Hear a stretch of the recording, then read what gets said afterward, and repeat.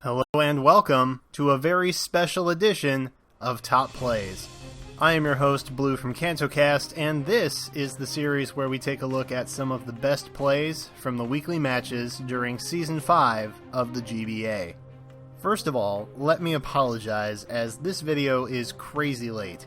Over a week, in fact. But now the finals are over, the Season 5 champion has been crowned, congratulations to the Rampardos, and there are no more top plays to cover, except that there are. All season long, I've been asking you, the fans, to mention your top plays in the comments section. With so many great moments happening over 12 weeks of play, there was no way I could catch them all. Pokepun number 1, count it. But you guys put in the hard work of letting me know what I missed. So as a thank you, I put together one final top plays video for you all. The top plays of Season 5 Fan Favorites. Here's how it worked. If a viewer put in a play in the comments section of any top plays video, it made the list. It's that simple.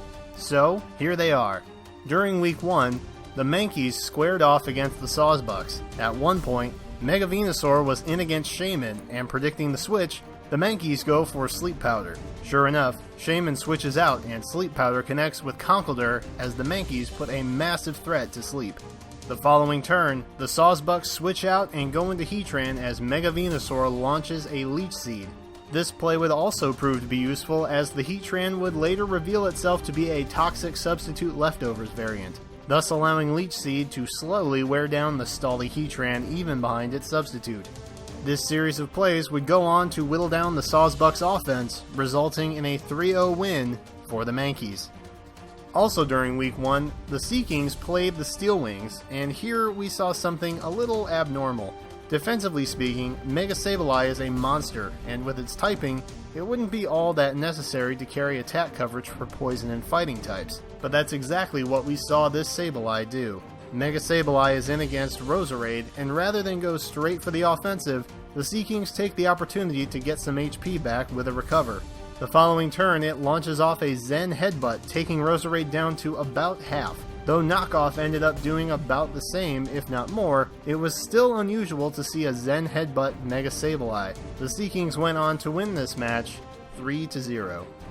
Week 2 saw the Red Sox take on the Sawsbucks, and we saw a fantastic Fairy vs. Fairy showdown. Mega Audino vs. Mega Gardevoir.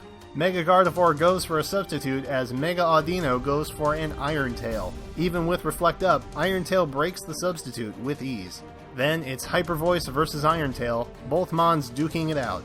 That is, until there was a most unfortunate misclick on behalf of the Red Sox. Mega Audino goes for Knockoff instead of Iron Tail, which would have been the final blow to Mega Gardevoir. The Red Sox would pull through this setback, however, and take the match 3-0 over the Sawsbucks. Week 3 had the Rampardos playing against the Donphan in a division rivals matchup. The match was pretty evenly balanced between the two competitors, but there was a play that helped put the match into the Rampardos' favor. As Mega Absol misses a Fire Blast, Uxie goes for a U-turn, dealing massive damage and getting switch initiative for the Rampardos.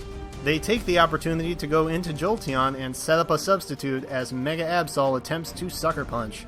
Mega Absol must now break the sub or let Jolteon wreak havoc on the remaining members of Team Donphan. Mega Absol fires off a Sucker Punch and goes down to a Thunderbolt from Jolteon, meaning that Victini can now lay down massive attacks with no fear of Mega Absol's Sucker Punches. After some calculated plays, Victini was able to pick up the remaining 2 KOs in the match, leading the Rampardos to a 3-0 win for the week. Also during week 3, the Hawluchas faced the Steel Wings, and this was the week we saw Sandvale substitute Swords Dance Leftovers Garchomp. As the Steel Wings switch into Dusclops, Garchomp sets up a magical 51 HP substitute. This means it can now take 2 Seismic Tosses from Dusclops before the substitute is broken. The Hawluchas take this opportunity to set up a Swords Dance not once, but twice, turning Garchomp into what is basically a Pokemon version of Godzilla on steroids. After the sub is broken from the second Seismic Toss, Garchomp sets up another substitute as Dusclops goes for a counter, narrowly avoiding utter devastation. But because the smart play was made, Garchomp now goes again for another Swords Dance, and is safely behind the substitute for another free turn. Garchomp, sitting at +6 attack behind the substitute, then goes for an Earthquake to safely knock out the Dusclops. Though Staraptor would be able to break the sub on the following turn with a quick attack, it would go down to Garchomp's Dragon Claw that turn. However, the loss of sub forced Garchomp out on the next turn when Latios came in. Sub Garchomp would later return in the match, however, as it took out Audino and Infernape to win the game and take the match 3-0. The Week 8 matchups had the Paraditas facing off against an old friend, the coach of the Boston Red Sox. During this friend-turned-foe throwdown, it was back and forth, but one play stood above the others. It starts with Manchow going for a U-turn against an outgoing Celebi and an incoming Arcanine. In comes Manaphy for Manchow, which would normally be a problem, but this Arcanine was Choice Scarfed and packing Wild Charge. Manaphy, probably assuming Arcanine would switch out, tries to set up a substitute, but Arcanine goes for Wild Charge, bringing Manaphy down to a point where it can't set up the sub. This clever set of maneuvers helped the Paraditas win the match 3-0. And in our final fan-favorite top play of Season 5, we look at the Week 10 match between the Arcaniners and the Sawsbucks. This play, though ultimately ineffective due to the Sawsbucks prep, once again demonstrates just how clever and out-of-the-box the Arcaniners are. The Sawsbucks switch out Rotom Wash into Heatran to take a Leaf Storm from Shiftry. Shiftry came prepared for Heatran, however, as it was carrying Dig while holding a Power Herb. With Dig normally being a 2-turn move, Power Herb cut the charge time in half and allowed Shiftry to fire off a Dig immediately. However, Heatran ended up being max defense, which allowed it to live in the red and get off a Lava Plume, KOing the Shiftry in return. Although the Arcaniners lost 0-2 to the Sawsbucks, Power Herb Dig Shiftry did demonstrate some extremely clever planning on behalf of the Arcaniners, and I think we can all agree we wouldn't expect anything less. At this time, I want to take the opportunity to thank you guys one last time. I came into the season with the intention of doing something a little different with the Top Plays series, hoping to entertain you. I really hope that was the case, and I hope you enjoyed the different-ish direction that I took with it. And if not, thank you for watching anyway. I also wanted to thank Ezek for working with my insane schedule all season long.